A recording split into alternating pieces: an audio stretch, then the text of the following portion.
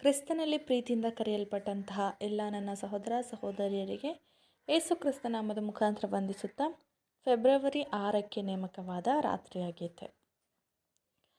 ಮೇಲಿರುವಂಥವುಗಳ ಮೇಲೆ ನಿಮ್ಮ ಮನಸ್ಸಿಡಿರಿ, ಭೂ ಸಂಬಂಧವಾದವುಗಳ ಮೇಲೆ ಇಡಬೇಡಿರಿ. ಕೊಲೊಸ್ಸದವರಿಗೆ 3ನೇ ಅಧ್ಯಾಯ 2ನೇ ವಚನ.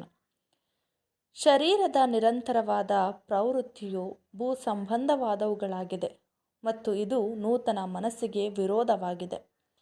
ಯಾರೆಲ್ಲ ಈಗಾಗಲೇ ಕರ್ತನಿಗೆ ಪ್ರತಿಷ್ಠೆ ಪಡಿಸಿಕೊಂಡಿದ್ದಾರೋ ಅವರು ತಮ್ಮ ಪ್ರೀತಿ ವಾತ್ಸಲ್ಯವನ್ನು ಪರಲೋಕದ ವಿಷಯಗಳಲ್ಲಿ ನಿರಂತರವಾಗಿ ಪುನಃ ಸ್ಥಾಪಿಸಬೇಕು.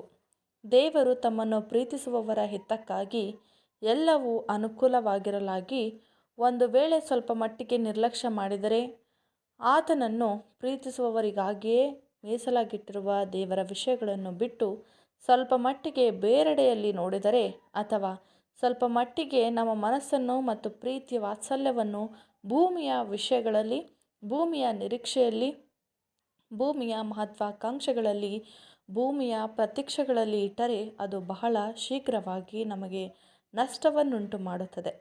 ಹಳೆಯ ಸ್ವಭಾವವು ನವೀಕರಣಗೊಂಡು ಬಲ ಹೊಂದುತ್ತದೆ ಮತ್ತು ಅಷ್ಟೇ ಅಳತೆಯಲ್ಲಿ ನೂತನ ಸ್ವಭಾವವು ಬಲಹೀನ ಹೊಂದುತ್ತದೆ ಮತ್ತು ಇದಕ್ಕೆ ಅನುಗುಣವಾಗಿ ಕ್ರಿಸ್ತ ಯೇಸುವಿನಲ್ಲಿ ನಮ್ಮ ಉನ್ನತ ಕರೆಯುವಿಕೆಯ ಬಹುಮಾನವನ್ನು, ಪರಲೋಕದ ಕಿರೀಟವನ್ನು ಹೊಂದುವುದಕ್ಕಾಗಿ ನಾವು ಓಡುತ್ತಿರುವ ನಮ್ಮ ಓಟದಲ್ಲಿ ಬಹಳ ಹಿನ್ನಡೆಯನ್ನುಂಟಾಗುತ್ತದೆ ಎಂಬುದೇ. ಆಮೆನ್.